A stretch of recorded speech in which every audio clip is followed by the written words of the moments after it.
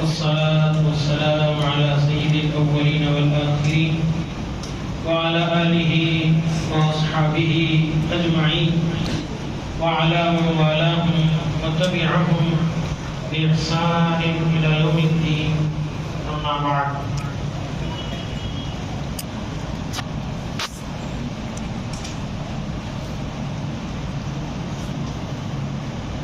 بزرگان محترم، برادران عزیز،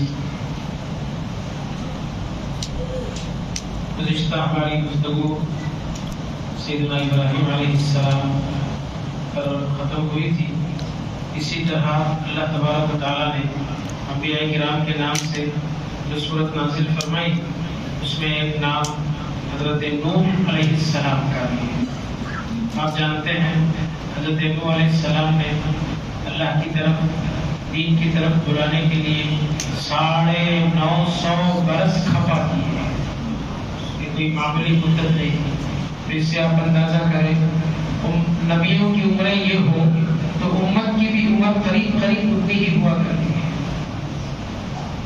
1000 سال نوح علیہ السلام کی عمر، جس میں 950 برس تبلیغ، دین، دعوت یہی کرتے رہے اور ہر بار ناکامی. تنہائی میں بلائے، محفل میں بلائے، جماعت میں بلائے، گھر گھر جا کر بلائے، بازار بلائے، ہر جگہ بلائے جا کر دی نہیں مان. آخر میں دعا کر دی الہی ان سب کو ہلاک کر، تباہ کر. تو نوح علیہ السلام ونوحا اذ نادى من قبل فاستجبنا له، تو ہم نے ان کی دعا کو قبول کر لیا. فنجیناہ واہلہ من الکرب العظیم، بڑی مصیبت سے وہ کشتی والی جو بات تھی ہم نے ان کو اور ان پر جو ایمان لا چکے تھے ان کو بچا لیا.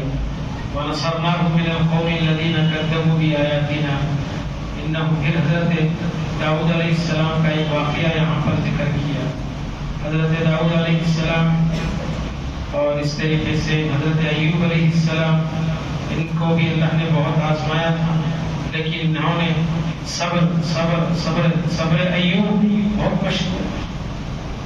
ایوب علیہ السلام کا صبر، پورا جسم چھلنی ہو گیا، شکایت نہیں. جب زبان اور دل متاثر ہونے لگا تو فوراً اللہ سے دعا کی کہ ربی انی مسنی الضر، الہی مجھے تکلیف ہو رہی ہے، وانت ارحم الراحمین، اور آپ سب سے زیادہ رحم کرنے والے.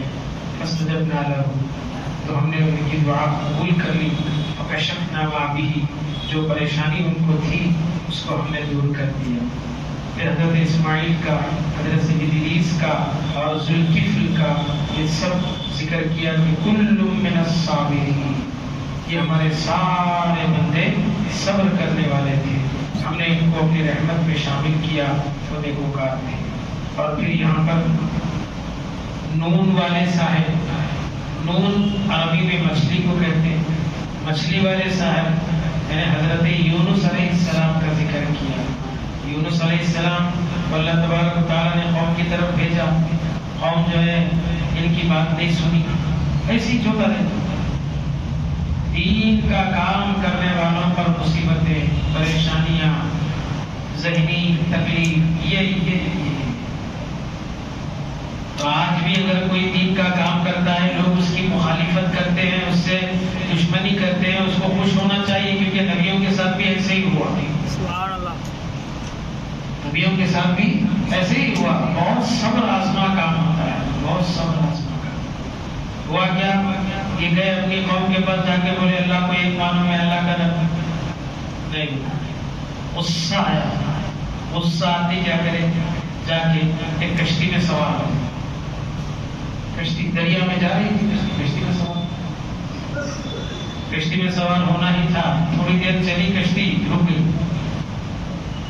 رکتے ہی کشتی چلانے والے نے کہا بھائیو، ہماری کشتی میں کوئی آدمی ایسا بھی آ بیٹھا ہے اپنے آقا کی اجازت کے بغیر آیا ہے. دیکھو اس زمانے کے کشتی راں کا یہ عالم تھا، کشتی چلانے والوں کا یہ عالم تھا، تو نبی کا کیا عالم ہوگا اس وقت.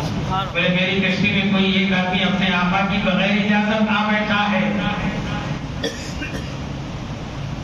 سب کی تلاشی کی جائے گی، سب کی تحقیق کی جائے گی، کون آیا ہے اس کو اتار دیا جائے گا۔ اتنا سننا ہی تھا، حضرت یونس علیہ السلام بولے کوئی اور نہیں، میں ہی اپنے رب کی اجازت کے بغیر آیا ہوں۔ فوراً سمندر میں چھلانگ لگانا ہی تھا۔ اللہ تعالیٰ بولے یہ کیا کرتی ہے، بچی کو حکم دے دی نکل لو، بچی نکل۔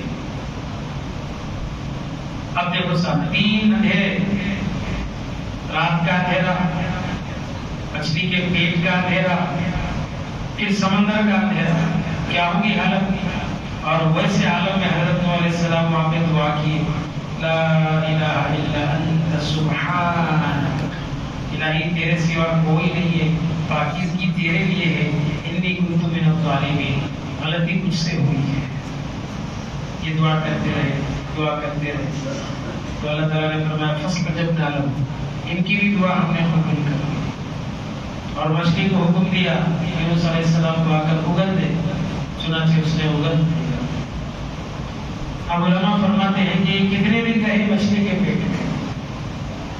کسی نے کہا صبح گئے شام میں آ گئے، شام میں گئے صبح میں آ گئے، کسی نے کہا 40 دن رہے، کسی نے کہا 40 سال رہے۔ اب اللہ رکھنا چاہے تو اس کی مدت تو کسی نے بھی بیان نہیں کی، سب یہی بات کہتے ہیں۔ تو یہ دعا پڑھتے رہے، یہ دعا پڑھتے رہے۔ ایک جگہ اللہ نے فرمایا سورہ صافات میں کہ اگر یہ دعا نہیں پڑھتے تو ہم قیامت تک ان کو مچھلی کے پیٹ ہی میں رکھتے تھے۔ لولا انہ کان من المسبحین، اگر وہ ہماری تسبیح نہیں پڑھتے، للبث فی بطنہ الی یوم یبعثون، تو مچھلی کے پیٹ میں وہ قیامت کے دن تک ویسے ہی رکے رہتے۔ تو بہرحال جب بھی پریشان، آیت کریمہ جس کو کہتے ہیں وہ یہی آیت ہے، پریشانی مصیبتیں جب آتی ہیں پھر اس آیت کی برکت سے دور ہوتی ہے۔ ماشاءاللہ مسلمانوں کے گھروں میں بھی اس کا رواج ہے کہ 1.25 لاکھ بار تقریباً اس کو سب مل کر پڑھتے ہیں اور مصیبتیں دور ہوتی ہیں۔ اور پھر حضرت زکریا کا ذکر کیا، حضرت زکریا نے دعا کی، رب لا تذرنی فردا وانت خیر الوارثین۔ یہ سب انہوں نے اسباب کو نہیں دیکھا، بوڑھا ہو گیا ہوں، بیوی بوڑھی ہو گئی ہے، ظاہری حالات تو نہیں ہے، ایسا نہیں سوچا، رب کی رحمت کو پکارا، بھروسہ کیا رب کی ذات پر اور کہا ربی اے میرے پاک پروردگار لا تذرنی فردا، مجھے اکیلا نہ چھوڑ، وانت خیر الوارثین، تو بہترین عطا کرنے والا ہے، تو اولاد عطا کرنے والا ہے۔ یقین کے ساتھ پڑھے، اللہ تعالیٰ نے ان کی بھی سنی، فاستجبنا لہ، ہم نے ان کی دعا بھی سن لی، ووهبنا لہ یحییٰ، اور ہم نے ان کو یحییٰ عطا کیا، واصلحنا لہ زوجہ، ان کی بیوی کو اس قابل بنا دیا کہ اس میں حمل پھیل سکے۔ اور یہ دونوں کے دونوں کیا کرتے تھے؟ یسارعون فی الخیرات، نیکی کے کاموں میں جھپٹتے تھے، ویدعوننا رغبا ورہبا، اور ہم کو ڈرتے ہوئے امید کے ساتھ پکارتے تھے، وکانوا لنا خاشعین، یہ ہمارے نیکوکاروں میں سے۔ پھر اس کے بعد سورہ انبیاء میں انبیاء کا، سارے انبیاء کا ذکر ہے۔ اگر سید الانبیاء کا ذکر نہ ہو تو یہ کیا بات ہوئی صاحب؟ تو اسی لیے نبی اکرم صلی اللہ علیہ وسلم کا بھی ذکر کیا، اور اس شان سے کیا کہ سارے انبیاء اپنی اپنی دکھ، مصیبتیں، پریشانیاں، قوم انکار کر دی، قوم کی نافرمانی، یہ ساری چیزیں بیان کر کے دعا کیے تھے، الہی ہمیں یہ عطا کر، وہ عطا کر۔ نبی کریم صلی اللہ علیہ وسلم کا اللہ نے جس انداز سے، جس پیرائے سے ذکر کیا، فرمایا کہ وما ارسلناک الا رحمتا للعالمین، حبیب ہم نے آپ کو سارے عالموں کے لیے رحمت بنا کر بھیجا۔ سبحان اللہ۔ رحمت کسے کہتے ہیں؟ رحمت کسے کہتے ہیں؟ تو علماء بیان کرتے ہیں کہ رحمت کے کئی معنی آتے ہیں۔ ایک معنی یہ ہے دونوں جہاں کی ضرورتیں پوری کرنے والا بنا کر، سبحان اللہ، چاہے انسانوں کی ہو، جانوروں کی ہو۔ اسی لیے دیکھو آپ، ہرنی آپ سے شکایت کر رہی ہے، کیا نبی کا کام ہے ہرن کو چھوڑا، لیکن ہرن جانتی ہے اللہ نے انہیں رحمت بنا کر بھیجا ہے، اور رحمت کے معنی دوسروں کے کام آنے والے، وہ رحمت لقب پانے والا، مرادیں غریبوں کی بر لانے والا، یہ حضور پاک صلی اللہ علیہ وسلم۔ اور بھی بہت سی باتیں ہیں، لیکن میں پورے اختصار کے ساتھ آگے بڑھتا ہوں۔ اس کے بعد ختم ہو گیا سب سورہ انبیاء، اب شروع ہوتا ہے سورہ حج۔ سورہ حج میں اللہ تبارک و تعالیٰ نے پہلے تو قیامت کے دن کی ہولناکی اور اس دن کی پریشانی، کہ وہ دن کیسا ہوگا، کتنی پریشانی والا ہوگا، کہ اس دن ہر دودھ پلانے والی عورت اپنے بچے کو بھولے، یہ جو اللہ تعالیٰ نے بیان، اور ہر حاملہ اپنے حمل کو بھول جائے، یہ نہیں ہو سکتا۔ ماں کبھی اپنے دودھ پیتے بچے کو بھول نہیں سکتی، پریگننٹ عورت اپنے حمل کو بھول نہیں سکتی، کبھی نہیں بھول سکتی۔ لیکن قیامت کی ہولناکی اس سے زیادہ خطرناک ہونے کی وجہ سے ماں اپنے بچے کو بھول جائے گی، دودھ پلانے والی عورت اپنے بچے کو بھی، اتنا خطرناک۔ اور اس دن لوگوں کو تم دیکھو گے کہ وہ نشے میں ہوں گے، جبکہ وہ نشے میں نہیں ہوں گے، پریشانی کی وجہ سے بحران ہو جائیں گے، حیرانی اور پریشانی کی وجہ سے۔ ولیکن عذاب اللہ شدید، اس دن اللہ تبارک و تعالیٰ کا عذاب بڑا سخت ہوگا۔ پھر یہاں پر اللہ تعالیٰ نے فرمایا اگر مرنے کے بعد اٹھنے پر تم انکار کرتے ہو تو سن لو، ہم نے تم کو پیدا کیا مٹی سے، پھر پانی سے، پھر جمے ہوئے خون سے، پھر گوشت کے ٹکڑے سے، پھر تمہاری خلقت، تمہارے ہڈیاں بنائی، تمہارے رگ و ریشے بنائے، اور تم کو جب تک چاہا ماں کے پیٹ میں رکھا، اور ایک مقررہ مدت پوری ہونے کے بعد تم کو بچہ بنا کر ماں کے پیٹ سے نکالے، پھر تم کو بڑی عمر تک پہنچائے، اور تمہیں کہ کچھ تو وہ ہیں جو عمر کے آخری حصے کو پہنچتے ہیں اور کچھ نہیں پہنچتے ہیں۔ اس کے بعد سارا علم جتنا حاصل کیا تھا عمر کے آخری حصے کو پہنچنے کے بعد تم سب کو بھول گئے، یہ سب چیزوں کو نہیں دیکھتے، اور زمین کو نہیں دیکھتے کہ وہ بنجر تھی، ہم نے اس پر پانی کو برسایا، وہ لہلہا اٹھی، پھل پھول اور کیا کیا اس پر اگے، اور ہر قسم کے میوے ہم نے اس میں اتار دیے، اگا دیے۔ یہ ذالک بان اللہ هو الحق، جب یہ حق ہے تو مرنے کے بعد اٹھنا بھی حق ہے۔ مثال کے ذریعے سمجھا رہے اللہ، اور اللہ ہر چیز پر قدرت رکھنے والا ہے۔ قیامت کا دن چونکہ دور ہے اس لیے تم انکار کرتے ہو نا، ہمارے باپ دادا نہیں اٹھے، ہم ان کے پاس کیا تھا فلسفہ، حضور فرماتے تھے کہ مرنے کے بعد اٹھنا ہے، تو وہ یہ سمجھتے تھے ادھر مرے ادھر اٹھ جانا ہے، یہ سمجھتے تھے، اور یہ بولتے تھے اگر مرنے کے بعد اٹھ جانا ہے تو پھر ہمارے باپ دادا پردادا اتنے لوگ مر گئے آج تک نہیں اٹھے، جبکہ قیامت کا دن بہت دور ہے، صرف اس پہ ایمان لانا ہے اور یقین کرنا ہے کہ مرنے کے بعد اٹھنا ہے۔ وہ کب اٹھنا ہے اس کا طے آپ کو اور مجھے نہیں کرنا ہے، اللہ کو کرنا ہے۔ وہ لوگ کیا کرتے تھے، خود ہی طے کر لیتے تھے، باپ نہیں آئے، دادا نہیں آئے، پردادا نہیں آئے، سب جھوٹ ہے۔ کب سے بول رہی لقد وعدنا هذا ونحن وآباؤنا، یہ وعدہ ہم سے بھی کر رہے ہیں، ہمارے باپ داداؤں سے بھی کرے، لیکن کوئی نہیں آیا۔ اور وہ لوگ مرنے کے بعد اٹھنے کو کیا سمجھتے تھے، اگر کسی کا انتقال ہوا، مر گیا، اب کسی کی ڈلیوری ہوئی گھر میں، تو وہ یہ سمجھتے تھے کہ یہ جو ہے جا کے بچے کی شکل میں آیا، زندگی اور موت کو وہ یہ سمجھتے تھے، جبکہ ایسا نہیں ہے۔ مرنے کا تصور ہے اور مرنے کے بعد اٹھنا بھی ہے، کب اٹھنا یہ اللہ کو معلوم ہے۔ یہ لوگ بولتے تھے کہ اٹھنا ہے تو پھر ابھی تک اٹھے کیوں نہیں؟ ارے تم کیا سمجھو گے مرنے کے بعد اٹھنے کا؟ وہ ایک دن مقرر ہے، وہ دن آئے گا تو بس آ کر رہے گا، وہ یہ نہیں سمجھتے تھے۔ وَأَنَّ السَّاعَةَ آتِيَةٌ لَا رَيْبَ فِيهَا، یقیناً قیامت کا دن آ کر رہے گا۔ وَأَنَّ اللَّهَ يَبْعَثُ مَن فِي الْقُبُورِ، اور اللہ تبارک و تعالی جو قبروں میں ہے سب کو اٹھائے گا۔ اب اس سورہ کا نام چونکہ سورہ حج رکھے ہیں تو تھوڑا سا اس میں حج کا بھی اللہ تبارک و تعالیٰ نے ذکر کیا ہے کہ حضرت یہاں پر فرمایا گیا وَمِنَ النَّاسِ مَن يَعْبُدُ اللَّهَ عَلَى حَرْفٍ، اس کے ساتھ ساتھ یہ بھی فرمایا کہ جب وہ حضرت ابراہیم علیہ السلام کعبۃ اللہ کی تعمیر سے فارغ ہو گئے، حضرت اسماعیل علیہ السلام کو لے کے کعبے کی تعمیر پوری جب کیے تو اللہ تعالیٰ نے حضرت ابراہیم سے فرمایا ابراہیم میرا گھر تو بنا دیا لیکن اب اس کو آباد کون کرے گا؟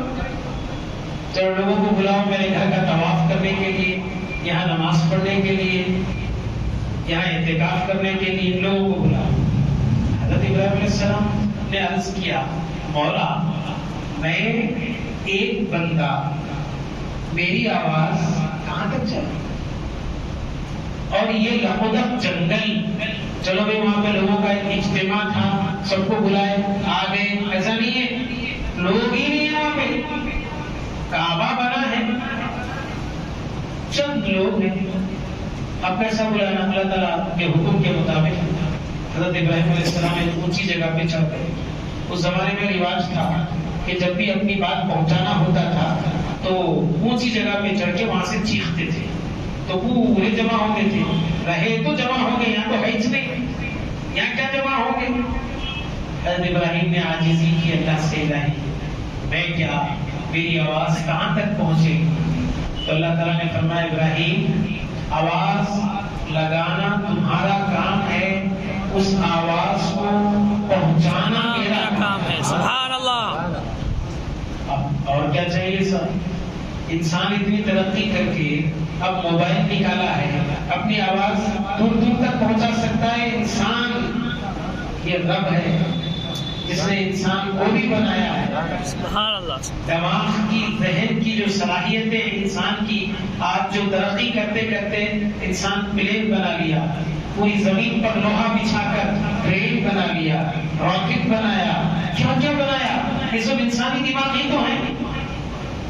جب انسانی دماغ کی یہ طاقتیں، یہ قوتیں ہیں تو رب کا عالم کیا ہوگا؟ سبحان اللہ۔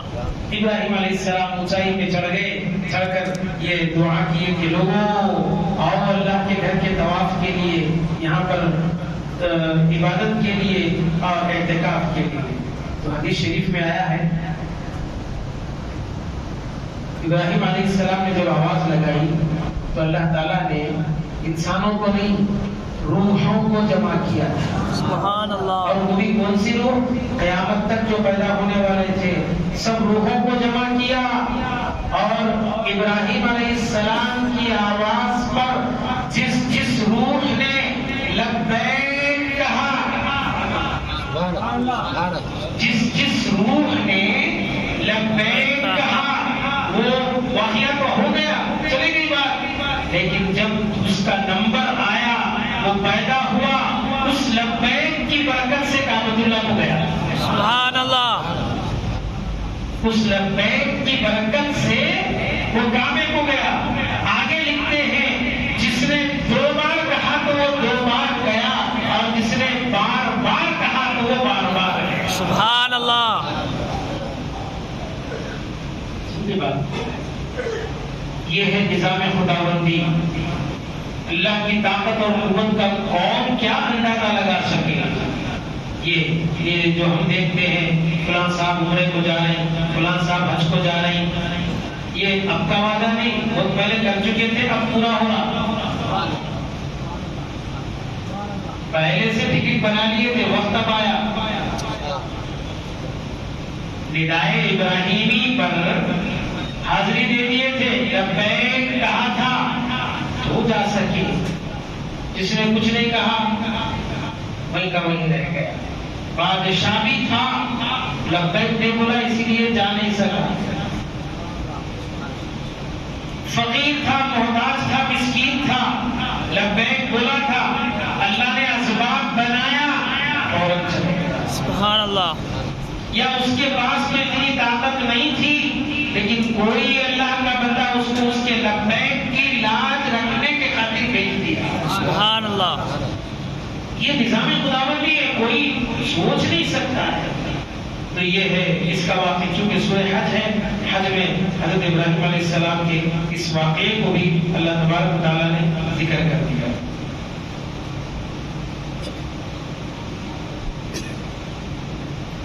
پھر اس کے بعد مناسک کے حج میں قربانی بھی ہے، قربانی کا بھی ذکر کرتے ہوئے اللہ نے بہت ہی خوبصورت انداز میں فرمایا، لوگوں تم کیا سمجھتے ہو، تمہارے خون جو تمہارے جانوروں کا گوشت خون میرے پاس پہنچتا ہے؟ ہرگز نہیں۔ پھر کیا پہنچتا ہے؟ تم جانور ذبح کرتے وقت تمہارے دل کے جو حالات ہیں وہ میرے پاس آتے ہیں۔ سبحان اللہ۔ جانور موٹا تازہ لائے ہیں، پورے محلے کو بتائے ہیں، پورے گلی میں پھرائے ہیں، اور بہت قیمتی لائے ہیں، یہ سب ریاکاری کے لیے لائے ہیں یا میرے لیے لائے ہیں؟ اور ایک حدیث ہے صاحب، وہ تو آنکھیں کھولنے کے لیے کافی ہے، ان اللہ لا ينظر الى صورکم ولا الى لبوسکم ولا الى اموالکم، اللہ تمہارے چہروں کو نہیں دیکھتا، تمہارے لباس کو نہیں دیکھتا، تمہارے مالوں کو نہیں دیکھتا، ولکن ينظر الى نیاتکم وقلوبکم، بلکہ تمہاری نیتوں کو اور تمہارے دلوں کو دیکھتا ہے۔ سبحان اللہ۔ اس کی نظر سیدھے وہاں پڑتی ہے، اب دنیا والوں کی نظر ہے کہیں اور پڑتی ہے، وہ دیکھتا کہیں اور ہے، سوچتا کہیں اور ہے۔ اسی لیے کیا ہے، وہ علامہ اقبال نے ایک زمانہ پہلے کہا تھا نا کہ اقبال تجھے تیرے سجدے کہیں کافر نہ کر دے، سجدے کرے تو کافر کیسا ہوتا تھی، سوچنے کی بات ہے نا۔ اقبال تجھے تیرے سجدے کہیں کافر نہ کر دے، تو جھکتا کہیں اور ہے، سوچتا کہیں اور ہے۔ دل یا نہیں ہے مسجد میں پورا باہر ہے، تو جھکتا کہیں اور ہے، سوچتا کہیں اور ہے۔ اللہ نے فرمایا لن ینال اللہ لحومها، ہرگز نہیں پہنچتا بارگاہ خداوندی میں اس کا گوشت، یہ جانوروں کا گوشت، ولا دماؤها، اور نہ اس کا خون، پھر پہنچتا تو کیا پہنچتا، ولکن ینالہ التقوی منکم، قربانی کا مطلب صرف جانور ذبح کرنا نہیں ہے، اللہ نے مال کی شکل میں جانور کا مطالبہ کیا۔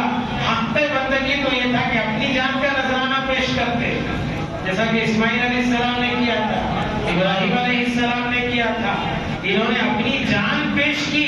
یہ اور بات ہے کہ اللہ نے ان کی جان بخش، اگر وہاں اسماعیل ذبح ہو جاتے تو ہر باپ پر یہ ضروری ہوتا کہ اپنے بیٹے کو ذبح کرتے، لیکن دیکھیے کتنا کرم ہوا، اور یہ ادا اتنی پسند آئی، اتنی پسند آئی، حالانکہ قربانی ابراہیم علیہ السلام کی یادگار، قربانی ابراہیم اور اسماعیل علیہ السلام کی یادگار، لیکن اللہ نے فرمایا میرے ابراہیم نے جس خلوص کے ساتھ، جس اخلاص کے ساتھ کیا تھا، اس کا حق یہ بنتا ہے کہ اب اس کو قیامت تک جاری و ساری رکھا ہے۔ جب جو کام اخلاص کے ساتھ ہوتا ہے اس میں اتنی برکت ہوتی ہے۔ ابراہیم علیہ السلام چلے گئے دنیا سے، اسماعیل علیہ السلام چلے گئے، اس کے بعد کتنے سال زمانہ خالی رہا، حضور پاک صلی اللہ علیہ وسلم تشریف لائے، آپ کو دین ملا، شریعت ملی، اس میں ایک حکم قربانی کا بھی ملا تاکہ قربانی ابراہیم کی یادگار کا بن جائے۔ یہ قربانیوں کا بھی چونکہ اس میں ذکر ہوتا ہے، اس کو بھی اللہ تبارک و تعالیٰ نے ذکر فرما دیا۔ اب اس کے بعد انبیاء کرام کا ذکر کرتے ہوئے جن قوموں نے نبیوں کے ساتھ بدسلوکی کی، تکلیف دیا، ستایا، ان پر جو عذابات آئے اس کا ذکر کرتے ہوئے اللہ نے فرمایا کہ دیکھو یہ ہمارے نیک بندوں کو ستاؤ گے تو کہیں کے نہیں رہو گے، ہمارے صالحین کو، نیک بندوں کو ستا کر تم کہیں کے نہیں، تمہاری نسلیں تباہ ہو جائیں گی۔ یہ نیک بندوں کو کبھی نہیں ستانا، کچھ نہیں ہو سکتا تو مت کرو، لیکن کچھ کرنے کی ان کو تکلیف دینے کی کوشش مت کرو۔ پھر اس کے بعد اللہ تعالیٰ نے فرمایا الملک یومئذ للہ، آج کے دن کس کی بادشاہت ہے؟ ہماری بادشاہت۔ یحکم بینہم، قیامت کے دن اللہ تبارک و تعالیٰ ان کے درمیان فیصلہ فرمائے گا۔ اس کے بعد اور فیصلہ ایسا ہوگا جو بالکل حق پر مبنی ہوگا۔ وصلی اللہ تعالی وسلم علی خیر خلقک وآلہ واصحابہ اجمعین والحمد للہ رب العالمین.